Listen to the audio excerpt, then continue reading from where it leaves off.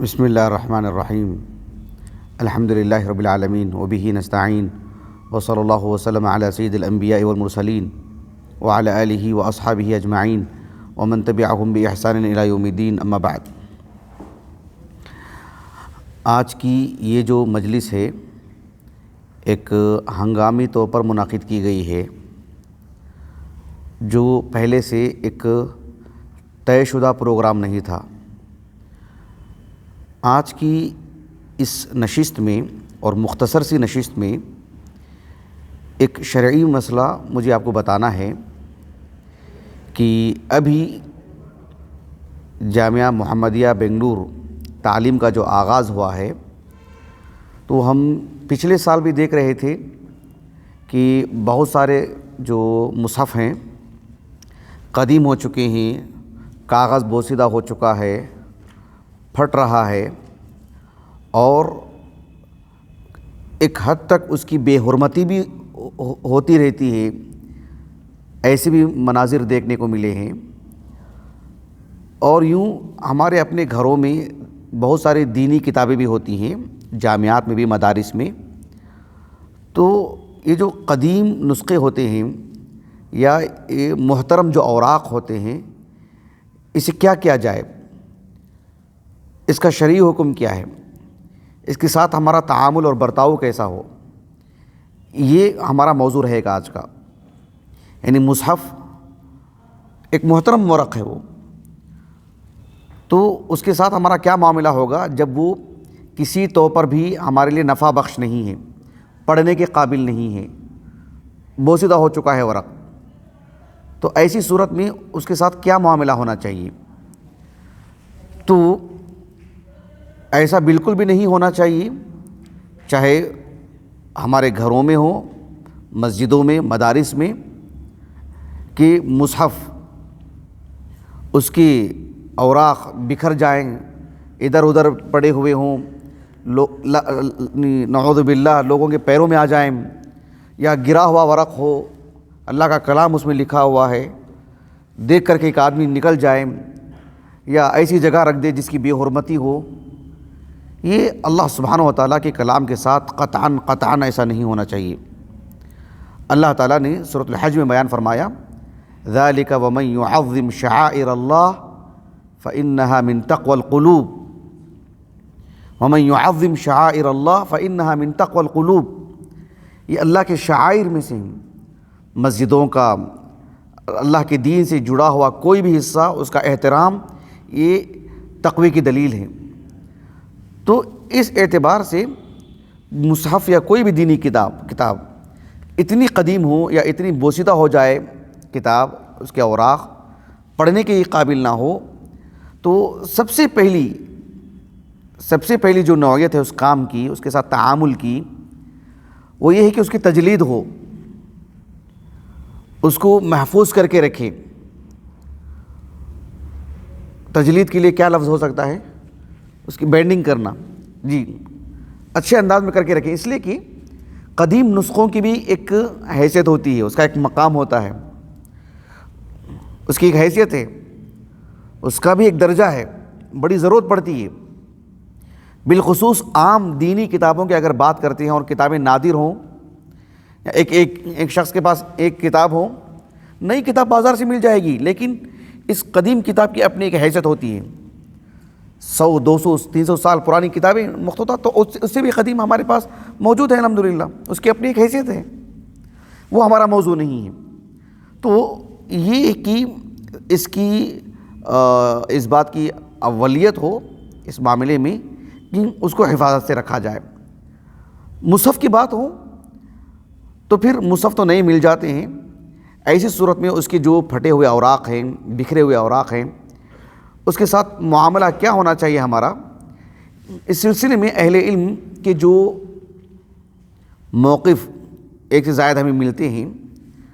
حافظ جلال الدین السیوطی کا نام سنا ہوگا آپ نے، رحمہ اللہ، سنا آپ نے؟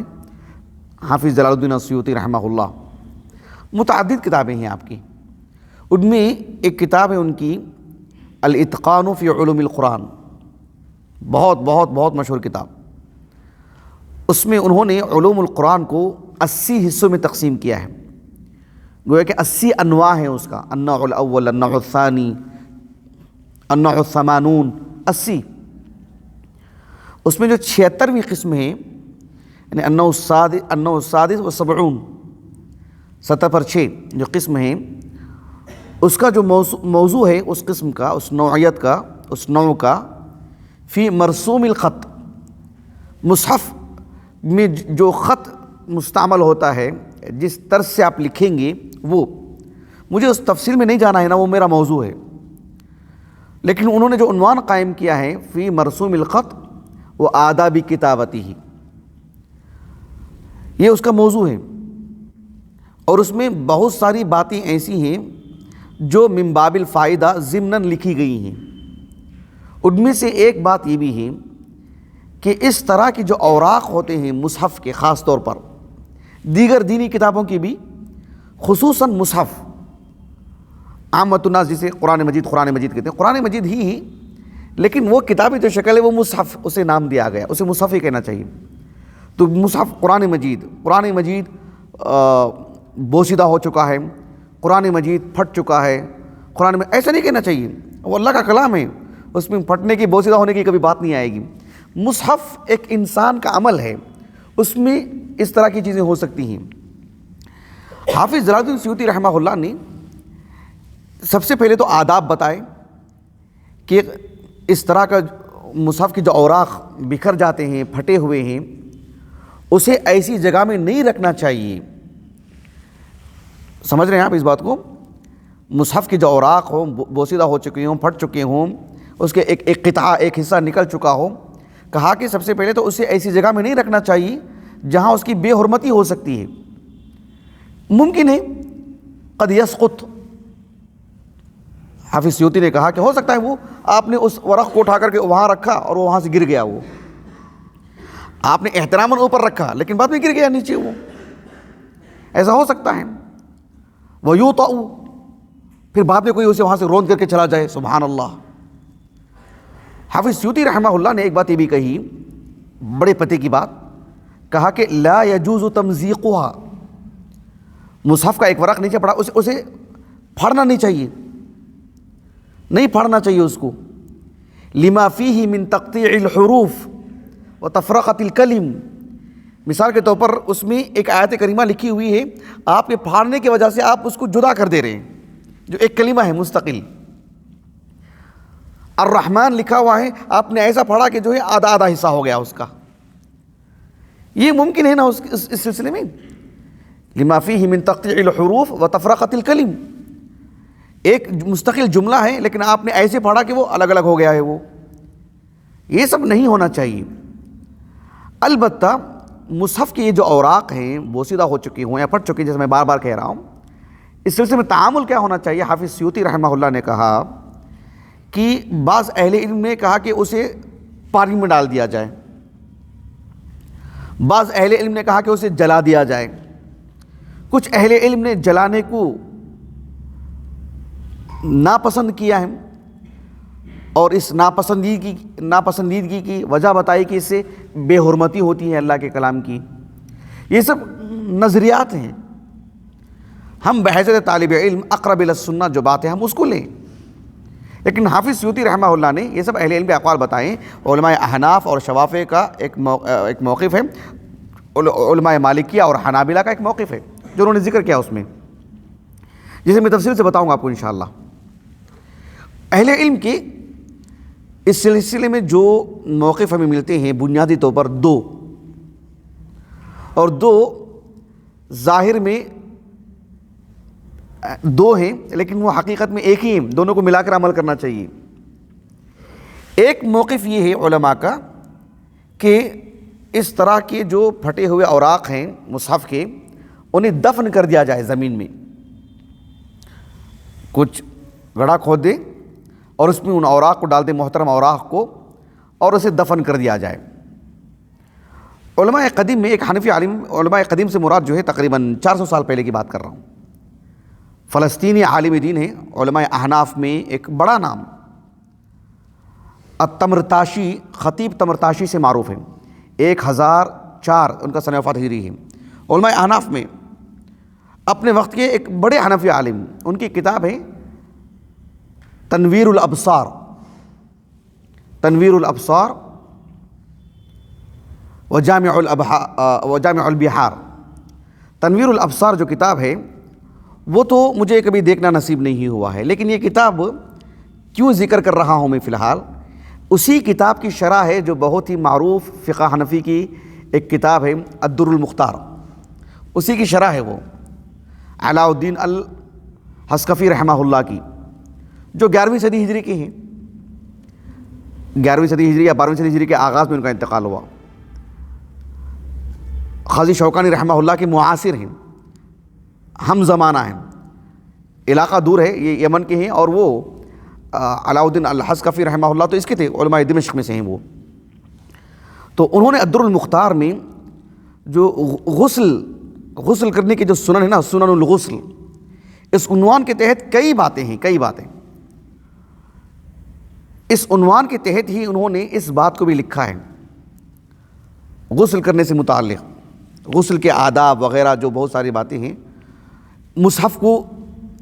حالت غسل میں چھونا کہ بغیر غسل کے کوئی چھو سکتا ہے، پھر اس سے جڑا ہوا مسئلہ ہے، سمجھ رہے ہیں، پھر اسی کے ضمن میں کچھ آداب بھی بتا دیے گئے ہیں،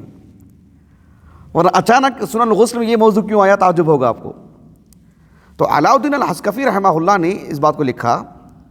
کہ المصحف اذا صار بحال لا يقرأ فيه، مصحف کی ایسی حالت ہو جائے، ایسی شکل ہو جائے، یہ صورتحال ہو کہ آپ پڑھ ہی نہیں پائیں گے اس میں، تو کیا کیا جائے؟ کہا کہ یدفن کالمسلم، ایک مسلمان کو اس کے انتقال کے بعد جیسے دفنایا جاتا ہے اسے ویسے ہی دفنا دیا جائے۔ الدر المختار بہت معروف کتاب، اس پر جو دمشق ہی کے ایک اور عالم دین جو علمی دنیا میں ابن عابدین سے معروف ہے، ان کا جو حاشیہ ہے بہت ہی یعنی قدر کی نگاہ سے دیکھا جاتا ہے اس حاشیے کو علمی دنیا میں، خصوصاً علماء احناف کے مابین۔ اس میں انہوں نے ایک زائد بات یہ لکھی، ایک زائد چیز، کہ دفن کر دیا جائے، لیکن کیسے؟ کہا کہ یجعل فی خرقۃ طاہرۃ، ایک پاک کپڑے میں پہلے رکھا جائے اس کو، پھر ویوضع فی محل غیر ممتہن، پھر اسے اس ایسی جگہ میں رکھا جائے، ممتہن یعنی امتحان سے نہیں، امتحان چشم ملیحہ من ماء مہین، ایسی جگہ میں نہ رکھا جائے جہاں مطلب کوئی نالا ہو یا لوگوں کی چہل پہل کی جگہ ہو، ایسا نہیں، ایک پاک جگہ میں جو ہے اسے ڈالا جائے، یہ مقصود ہے وہاں پر۔ یعنی ہمارے ان علماء نے کتنا خیال رکھا، دیکھیے اس بارے میں۔ تقریباً یہی بات شیخ الاسلام ابن تیمیہ نے بھی کہی ہے رحمہ اللہ۔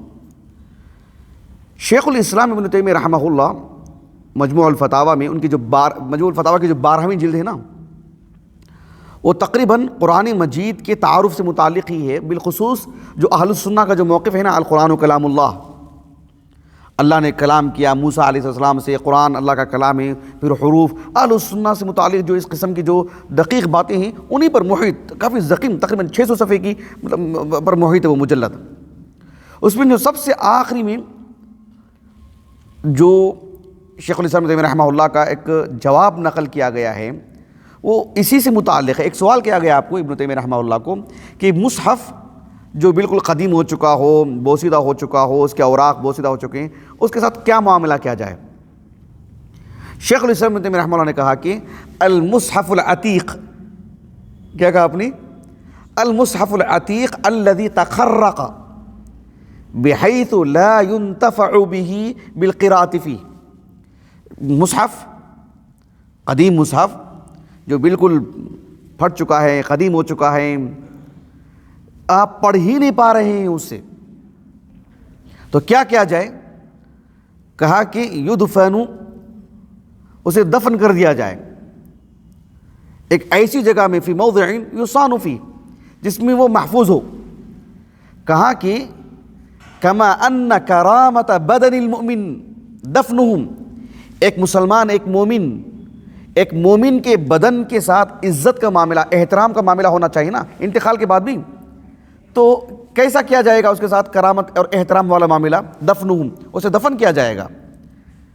ایک ایسی جگہ میں دفن کیا جائے گا جس میں وہ محفوظ رہ سکے، اس کی بدن کے ساتھ کسی طرح کی کوئی چھیڑ چھاڑ نہ ہو. تو اسی طرح سے مصحف کو بھی دفن کیا جائے گا. ابن تیمیہ رحمہ اللہ نے اس بات کو لکھا ہے, بطور جواب آپ نے دیا ہے اس بات کو. تو اہل علم کے مابین ایک موقف رہا ہے یہ کہ زمین میں دفن کر دیا جائے. ایک اور موقف بھی ہے, میں یہ نہیں کہتا کہ اس کے برخلاف, حالانکہ جن اصحاب علم نے دفن کرنے کو کہے ہیں ان کی ایک بڑی تعداد نے جلانے کو ناپسند کیا ہے, لیکن وہ ناپسند کسی اصل پر قائم نہیں ہے. محض احترام کے طور پر وجہت نظر الگ ہو سکتی ہے, لیکن احراق کی اگر بات کرتے ہیں, جلانے کی اگر بات کرتے ہیں, ایک علماء کا دوسرا موقف ہے کہ اسے جلا دیا جائے. اس سلسلے میں جو سب سے بڑی بات ہے وہ یہ کہ امام بخاری رحمہ اللہ کی الجامع الصحیح صحیح بخاری, اس میں کتاب فضائل القرآن, بالکل آغاز میں ایک باب قائم کیا ہے, باب جمع القرآن. جمع قرآن کا معاملہ ایک بہت واضح معاملہ ہے عہد فاروقی, عہد صدیقی میں, اور خصوصاً ایک دوسری نوعیت میں عہد عثمانی میں جو معاملہ پیش آیا. انس بن مالک رضی اللہ عنہ کہتے ہیں کہ حذیفہ بن الیمان رضی اللہ عنہ, 36 ہجری آپ کا سن وفات ہے, عثمان بن عفان کے بعد انتقال ہوا حذیفہ رضی اللہ عنہ کا. حذیفہ رضی اللہ عنہ عثمان بن عفان کے پاس آئے, اور عثمان بن عفان رضی اللہ عنہ اس وقت مصروف عمل تھے. وہ مجاہدین کو آرمینیا معلوم ہے, آرمینیا, آذربائیجان, ایران کا اوپری حصہ, وہ فتوحات کا دور تھا, فاروقی دور ہی میں آغاز ہو گیا تھا, اس کا بڑا حصہ فتح ہو گیا تھا, اس کے لیے بھیجا جا رہا تھا, تو اس میں مصروف تھے عثمان رضی اللہ عنہ. حذیفہ رضی اللہ عنہ آئے. حدیث کے الفاظ ہیں کہ فَأَفْزَعَ حُذَيْفَةَ اِخْتِلَافُهُمْ فِي الْقِرَاءَةِ, کہ حذیفہ رضی اللہ عنہ کو جو فکر دامن گیر تھی, آپ کو جو قلق تھا, جو پریشانی تھی, جو درد تھا امت کا حذیفہ رضی اللہ عنہ کو, کہ ان کی قرات الگ, ان کے فتوحات کا دور. اور معلوم ہونا چاہیے ہم کو کہ عہد فاروقی میں حذیفہ رضی اللہ عنہ کو, کیونکہ وہ علماء صحابہ میں سے ہیں, ان کو ابو الدرداء کو, سلمان فارسی کو, معاذ بن جبل کو, اور جو ابو ایوب انصاری کو رضی اللہ عنہ اجمعین, ابو ہریرہ کو بھی ایک وقت کے لیے وہ بھیجا کرتے تھے ملک شام, عراق کے علاقوں کو, مطلب دین کی دعوت, علم تعلیم کے لیے, تربیت کے لیے وغیرہ وغیرہ, کیونکہ فتوحات کا دور تھا اور صحابہ کی ضرورت تھی جو علماء صحابہ ہیں. حذیفہ بھی گئے تھے وہاں پر رضی اللہ عنہ. حذیفہ رضی اللہ عنہ نے دیکھا کہ بھئی قرآن مجید کی جو قرات ہے یہ الگ قرات ہے, اس کلمے کو الگ طرح سے پڑھ رہے ہیں, ایک طرح کے اختلاف ہو رہا ہے. وہ آئے عثمان رضی اللہ عنہ کے پاس اور آ کر کے کہا کہ یا امیر المؤمنین ادرک هذه الامہ, کہے کہ اے امیر المؤمنین اس امت کی آپ خبر لیجیے جلدی سے. قراتوں میں ان کا جو اختلاف ہے, اگر یہی صورتحال رہی, ان کو اسی حالت میں چھوڑ دیا جائے, تو پھر صورتحال یہ ہوگی کہ اختلافوا فی الکتاب اختلافهم الیہود والنصارى. یہود و نصارہ جس طرح سے تورات و انجیل کے سلسلے میں اللہ کے کلام کو لے کر کے جو اختلاف کیا کہ یہ بات ہے کہ یہ بات ہے کہ کیا کچھ ہے تقدیم, سب یہ صورتحال ہو جائے گی. اور عثمان رضی اللہ عنہ نے بھی اس کو بھانپا, اور جو ہے مطلب فوراً عمل کیا اس پر. ایک نسخہ تھا, اس کو اگر آپ حدیث کی زبان میں کہتے ہیں, ایک ہے الصحف, صحف ابراہیم و موسیٰ ہے نا, ایک ہے الصحف, ایک ہے المصحف. الصحف کہتے ہیں جیسے مثال کے طور پر مان لیجیے کہ 50 اوراق ہیں, اس کو کہتے ہیں صحف, بکھرے اوراق. اسی کو اگر آپ ایک شکل میں, ایک کتابی شکل میں جمع کر دیں تو اسی کو کہتے ہیں الصحیفہ, المصحف وغیرہ. تو عثمان رضی اللہ عنہ نے کہا کہ تمہارے جو صحف ہیں وہ مجھے دے دو, میں ہمارے مصاحف میں لکھ کر کے آپ کو دے دوں گا واپس. ایک ٹیم تشکیل دی انہوں نے, عثمان رضی اللہ عنہ نے. زید بن ثابت, وہ تو انصاری تھے, 3 صحابہ تھے ان کے علاوہ, ایک ہے سعید بن العاص, ان کے والد تو جو ہے مطلب بدر میں مارے گئے تھے, العاص, سعید بن العاص, عبد الرحمن بن حارث بن ہشام, اور عبداللہ بن زبیر. یہ تو 3 قریشی تھے. ان تینوں کے ساتھ زید بن ثابت کو کہا کہ جو ہے مطلب اللہ کے کلام کو اس پر لکھیں, اس مصحف میں لکھیں. جہاں اختلاف ہوگا زید بن ثابت سے کہا کہ قریشی زبان کو مطلب ملحوظ رکھا جائے, کیونکہ قرآن اسی زبان میں نازل ہوا ہے. اب میرے موضوع سے متعلق کیا بات ہے, عثمان رضی اللہ عنہ نے اس مصحف کو جہاں آپ کی مطلب مسلمان تھے, جہاں تک آپ کی خلافت کا دائرہ تھا, سبھی جگہوں پر آپ نے چند مصاحف بھیجے، وہاں ایک مصحف، وہاں ایک مصحف، اسی کا لکھا ہوا۔ صحیح بخاری کے الفاظ ہیں کہ عثمان رضی اللہ عنہ نے جب اس مصحف کو بھیجا تو فَأَمَرَهُمْ، انہیں اس بات کا بھی حکم دیا کہ فَأَمَرَهُمْ مِمَّا سِوَاهُ مِنَ الْقُرْآنِ فِي كُلِّ صَحِيفَةٍ أَوْ مُصْحَفٍ أَن يُحْرَقَ، یہ الفاظ صحیح بخاری کے الفاظ ہیں کہ دنیا بھر میں، یعنی جہاں بھی مسلمان آباد ہیں، جو مصحف ہم نے سرکاری طور پر ایک بطور خلیفہ ہم نے بھیجا ہے، اس کے علاوہ جو بھی آپ کے پاس ہے سب جلا دیا جائے۔ عثمان رضی اللہ عنہ نے حکم دیا۔ امام ابو داؤد السجستانی، معروف عالم دین، صاحب السنن، ان کے جو فرزند ہیں ابو بکر ابن ابی داؤد رحمہ اللہ، ان کی کتابیں پتہ ہیں، المصاحف، کتاب المصاحف، اس موضوع کی مرجع کی حیثیت ہے اس کتاب کی، کتاب المصاحف، ہمارے پاس محقق ہے، آپ لوگ دیکھ چکے ہیں۔ کتاب المصاحف میں ایک مستقل باب ہی ہے کہ جمع عثمان رضی اللہ عنہ، یا جمع عثمان رضی اللہ عنہ علی المصاحف، عثمان رضی اللہ عنہ نے لوگوں کو جس مصحف پر اکٹھا کیا، اور جو ہے مطلب عثمان رضی اللہ عنہ کا اکٹھا کرنا یا عثمان رضی اللہ عنہ کا یہ جو معاملہ رہا ہے، اس سے متعلقات روایات لائے ہیں۔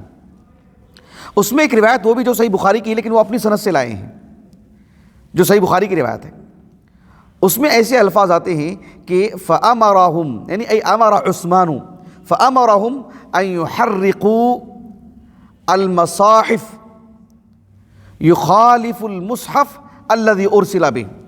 کہ وہ سارے کے سارے مصاحف جلا دیں جو مصاحف کے عثمانی مصحف کے مخالف ہو، وہ سارے مصاحف جلا دیا جائیں۔ یہ الفاظ ہیں۔ عثمان رضی اللہ عنہ نے جو مصحف ترتیب دیا نا، غور طلب بات ہے، اس ترتیب میں جس قرات کو آپ نے ملحوظ رکھا، اس اعتبار سے ایک آدھ صحابہ سے اختلاف ہمیں ملتا ہے، عبداللہ بن مسعود وغیرہ کا، حالانکہ بعد میں ان کا مکمل طور پر اتفاق ہو گیا، لیکن جو حرق و تحریق والی بات ہے، جلانے والی بات ہے، اس میں کسی نے اختلاف نہیں کیا، کسی کا اختلاف نہیں۔ سعد بن ابی وقاص رضی اللہ عنہ کے فرزند مصعب ابن سعد بن ابی وقاص، ان کے حوالے سے جو ہے امام ابو بکر ابن ابی داؤد رحمہ اللہ، انہوں نے اپنی سند سے ان کا یہ قول نقل کیا ہے، وہ کہتے ہیں، وہ اوسط تابعین میں سے ہیں، مصعب ابن سعد بن ابی وقاص، کہ ادرکت الناس متوافرین، الناس مراد کون؟ عام لوگ نہیں، صحابہ، کبار تابعین، فضلاء، فقہائے سبعہ وغیرہ وغیرہ، یہ مراد ہوتے ہیں۔ کہا کہ ادرکت الناس متوافرین، کہ میں بڑی تعداد میں لوگوں کو دیکھا، پایا میں نے ان کو، یعنی ان کا موقف بھی میں نے محسوس کیا، حین حرق عثمان، جب عثمان ابن عفان رضی اللہ عنہ نے، حین حرق عثمان المصحف، جب عثمان رضی اللہ عنہ نے جو مصاحف جو آپ نے جلانے کا حکم دیا نا آپ نے، فأعجبہم ذالک، سبوں کو یہ ان کا موقف، جو عثمان کا جو موقف تھا رضی اللہ عنہ، سب کو راس آیا، سب کو پسند آیا، سبوں نے اسے مستحسن قرار دیا۔ وَلَمْ يُنْكِرْ ذَلِكَ أَحَدٌ مِّنْهُمْ، کسی میں سے، کسی صحابی نے، کسی تابعی نے، کسی عالم دین نے، کسی نے بھی نکیر نہیں کی عثمان رضی اللہ عنہ کے اس موقف سے متعلق۔ فقہائے سبعہ کا تو معاملہ نہیں تھا عثمان بن عفان کے دور میں، فقہائے سبعہ کا، لیکن یہ اوسط تابعین میں سے بعد میں بھی کسی کا اختلاف نہیں رہا اس باب میں، حالانکہ عثمان بن عفان رضی اللہ عنہ کے دور میں فقہائے سبعہ کا مطلب کیا درجہ ان کا صحابہ کے سامنے، کبار صحابہ کے سامنے، علماء صحابہ کے سامنے، اور اس وقت وہ بچے تھے، چھوٹے چھوٹے بچے تھے۔ وہ کہنے کا مقصد ہے کہ فقہائے سبعہ تک کی بات ہے، کیونکہ اسی دور کے ہیں، تو کسی کا اختلاف نہیں اس باب میں اگر بات تحریک کی آتی ہے۔ اسی لیے اللہ جزائے خیر دے حافظ ابن حجر کو رحمہ اللہ، آپ نے صحیح بخاری میں اس حدیث کی جو مطول شرح لکھی ہے آپ نے کہا کہ اکثر الروایات صریح فی التحریق، جتنی بھی روایات ہیں، کیونکہ کچھ باتیں ایسی ملتی ہیں کہ عثمان بن عفان رضی اللہ عنہ نے بس زمین میں دفن کر دیا یا پانی میں ڈال دیا اس کو، کہا کہ اکثر الروایات صریح فی التحریق، اتنی روایات ملتی ہیں، اکثر روایات جو ہیں صحیح بھی ہیں اور صریح ہیں کس باب میں، کہ جلایا ہی ہے انہوں نے۔ اور اتنا ہی نہیں لکھا ابن حجر نے، کہا کہ فَهُوَ الَّذِي وَقَعَ، اور ایسے ہی ہوا، جلایا عثمان بن عفان نے، یعنی جلانے کا حکم دیا۔ یہ کچھ باتیں تھیں. آخری بات یہ کہ اہل علم نے لگ بھگ یہ دعویٰ نہیں ہے کہ اجماع ہے اس بات پر. عثمان بن عفان رضی اللہ عنہ نے جلایا، اس کے خلاف میں تو کوئی بات نہیں ہے، لیکن اس معاملے میں کیسے معاملہ کیا جائے، بڑی تعداد میں اصحاب علم نے یہی کہا ہے کہ جلانا چاہیے. علماء مالکیہ اور حنابلہ کا تقریباً یہی موقف ہے جلانے سے متعلق. آپ دیکھو یہ ابن بطال رحمہ اللہ صحیح بخاری کے شارح ہے، 10 جلدوں میں ان کا جو بالکل جو آخری جلد ہے اسی میں ہے کتاب الادب کی جو انہوں نے شرح لکھی، ان کی جو ترتیب ہے. تو اس میں آپ نے کہا کہ اس حدیث کو سامنے رکھ کر کے کہ اس حدیث کی روشنی میں ابن بطال رحمہ اللہ نے کہا کہ فیہ جواز تحریق الکتب التی فیہا اسماء اللہ تعالی، جن کتابوں میں اللہ کے نام ہیں یا دین سے متعلق جو بھی کتابیں ہیں بوسیدہ ہو چکے ہیں، مصحف وغیرہ وغیرہ جو بھی میں نے کہا ہے، تو اس کے جلانے کا جواز ملتا ہے. لیکن اسے کس انداز میں کرنا چاہیے وہ بھی آداب لکھے ہیں اہل علم نے. فتاوی لجنہ دائمہ ان سے بھی یہ سوال کیا گیا، انہوں نے بھی یہی بات کہی کہ اسے دفن کرنا یا جلانا دونوں جائز ہیں، لیکن اس کا بہت لحاظ کرنا چاہیے. شیخ ابن عثیمین رحمہ اللہ نے کہا کہ ابھی دیکھو ہمارے پاس کیا کریں، گڑھا تو کھود دیا نا ہم لوگوں نے، گڑھا تو مکمل طور پر کھود دیا نا آپ لوگوں نے، تو اس میں اب بہتر ہے کہ جو ہے کسی اچھے کپڑے میں اس کو رکھیں، نہیں بھی رکھے تو چلے گا، لیکن جب جلاتے ہیں تو اس کو کتابوں کو ایسے ہی رکھا جائے، لیکن مکمل طور پر جلانا چاہیے. شیخ ابن عثیمین رحمہ اللہ نے کہا کہ جلانے کے بعد اس کے کچھ اوراق اڑ جاتے ہیں، اس میں بھی لکھا ہوا رہتا ہے. کہا کہ اس کو دقہ کا لفظ استعمال کیا انہوں نے، بالکل اسے ایک چور چور کر دینا چاہیے مکمل طور پر، پھر اس پر کچھ پانی بھی ڈال دیا جائے اور مٹی بھی ڈال دی جائے مکمل طور پر، ساری چیزیں اس میں ہوں، کیونکہ یہ شرعی طور پر کوئی نص والی بات نہیں. آپ کو معلوم ہونا چاہیے ایک عالم دین ہے علامہ البہوتی رحمہ اللہ، ابو السعادات البہوتی، بہوت مصر کا ایک علاقہ ہے. کشف الاقناع ان کی جو کتاب ہے نا میرے پاس ہے، تو اس میں انہوں نے امام احمد بن حنبل رحمہ اللہ کے سلسلے میں ایک بات یہ لکھی انہوں نے. ایک تو انہوں نے مسئلہ بیان کیا، کہا کہ المصحف لو بلیہ، مصحف اگر پرانا ہو جائے، او اندرس، یا اس میں جو لکھا ہوا ہے مکمل طور پر مٹ جائے، تو کہا کہ دفن نصاً. اس کے بعد امام احمد بن حنبل رحمہ اللہ کے حوالے سے انہوں نے لکھا کہ ابو الجوزا اوس بن عبداللہ اوسط تابعین میں سے 80 ہجری لگ بھگ سن وفات ہے، ان کے حوالے سے لکھا کہ ان کے پاس ایک مصحف تھا اور وہ مکمل طور پر بوسیدہ ہو چکا تھا، تو انہوں نے مسجد میں دفن کیا اس کو، مسجد میں وہاں پر. ابن بطال رحمہ اللہ نے مصنف عبد الرزاق کے حوالے سے